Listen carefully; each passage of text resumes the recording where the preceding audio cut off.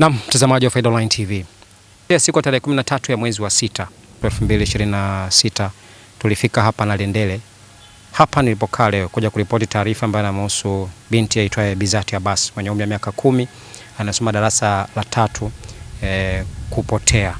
Na huku ikiwa haijulikani kwamba amepotea katika mazingira gani na ameenda wapi, lakini alikuwa ametumwa kwenda kuuza mandazi na bibi yake, lakini tangu hapo hakurudi tena nyumbani na hakuonekana tena.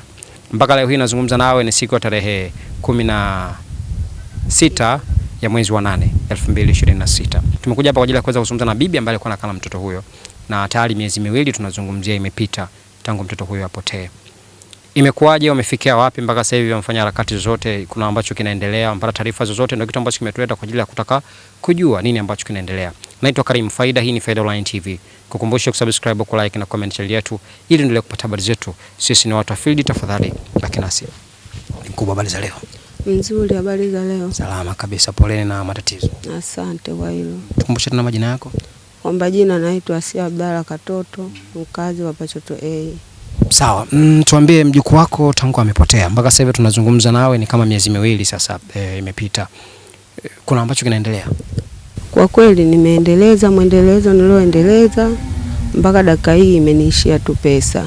Na katika maeneo ambayo mnapita kwenda kuulizia, wanawaambia mtoto ameonekana, pengine kuna sehemu yupo amehifadhiwa, ama wanasemaje? Wanasema amehifadhiwa, wengine wanasema yupo, wengine hayupo. Kwa hiyo sasa hivi nilipokihitaji kama kuna msaada zaidi, basi wangenisaidia tu kiasi cha pesa nikapita na nitafuta kwa mara nyingine tena. Okay. Kwa sababu pesa zenyewe haipatikani kuonekana nipate shilingi 10,000, 5,000, kuanzia 200,000, 300,000, mote ninamopita natumia pesa hizo. Okay. Sawa. Maneno ya watu mtaani wanasemaje kadri siku zinavyoenda? Yanaendelea ama yanapungua kwa sasa, kama walivyokuwa wametuambia siku zile kwamba wanasema wewe ndio umehusika na mume wako ili mume wako aweze kupata cheo msikitini? Wanaendelea wananchi ama wameacha? Wanaendelea hivyo kidogo kidogo, ila sio kwa vile kama sana kama mwanzoni. Wanaongea sio kama mwanzo.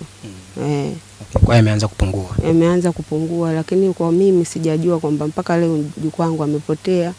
Na imani tu kuonekana ningesaidiwa mjukuu wangu ningempata. Sawa, mamake mtoto yupo ama amerudi Rwangwa? Mamake mtoto yupo. Akikaa hapa maneno ya watu sasa hivi yanahama yanamwamia yeye. Inasemekana na yeye yumo. Anasema yeye ameshiriki kukaa hapa, amesema tutagawana vyombo vya serikali. Kwa hiyo akameondoka mara moja akaenda kupanga mjini, ila muda yote nikimhitaji nafika. Kwa hiyo watu ndio wanasema kwamba tutagawana vyombo vya serikali? Mama wa mtoto. Jinsi wanavyoongea watu, ina maana yeye inafika stage sasa na hasira, yani washikane mikononi, akaona bora nitoke, ila chochote kinachotakujili nitajuza. Kwa hiyo kwenye mpango wa mtoto huyu kupotea, ilikuwa imeanza kwako kama bibi, ikaenda kwa babu yake, sasa hivi inaenda kwa mama yake mzazi? Sasa hivi ilianza kwangu, ikaanza kwa babu yake, ikaja kwa babu yake, sasa hivi imehamia kwa mama yake na baba yake mzazi. Na baba yake mzazi pia anahusika? Ndio, wanamhusisha baba yake mzazi. Kwa sababu wanasema wao walitaka wafanyaje, kwa sababu wao walisema sio kwa sababu ya korosho na mume wako kule msikitini. Wao wanasema kwa sababu gani? Wanasema baba amemweka kwenye nani, amenunua chombo baharini, ndio amemweka huko. Babake mzazi ni mvuvi? Babake mzazi sio mvuvi, ila yani anafanya kazi ya kunadi samaki. Wewe tayari shahamisha kwako na imeenda huko? Imeenda huko.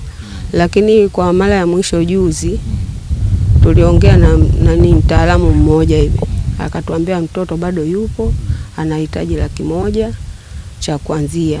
Ina maana akishapatikana mtoto basi tutajua nini tutakulipa. Ndio maana nikasema naomba msaada zaidi, munisaidie.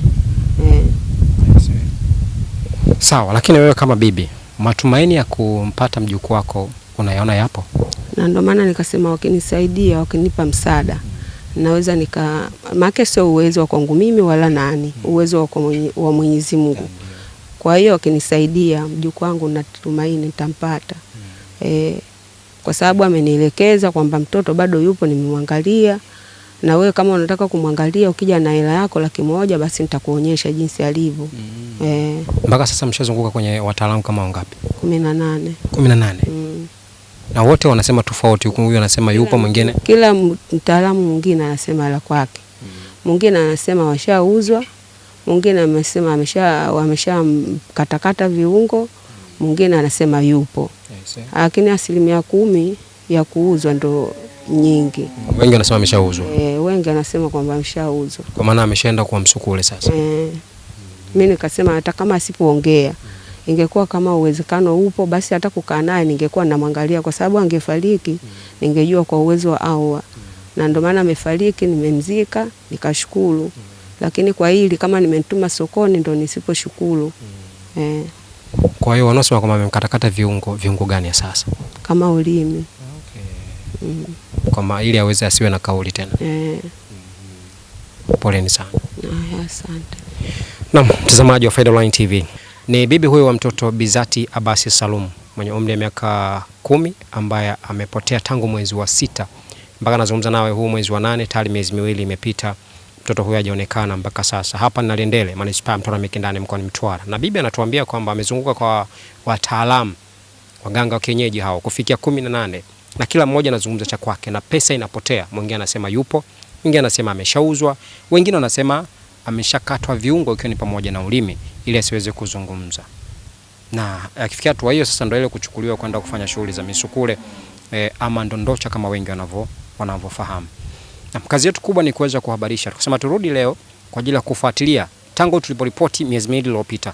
Nini kinaendelea, mtoto ameonekana au la, na wazazi wamefikia hatua gani. Naomba kama kuna uwezekano wa kusaidiwa fedha ili aende kwa mtaalamu huyu ambaye amemwambia kwamba ana uwezekano wa kumuona na atamuonyesha alipo. Imekaaje hiyo? Mpaka kufikia hapo nimefikia tamati. Naitwa Karim Faida. Hii ni Faida Online TV. Kukumbusha kusubscribe, kulike, kucomment na kushare channel yetu ili uendelee kupata habari zetu. Sisi ni watu wa field. Asante na kwaheri.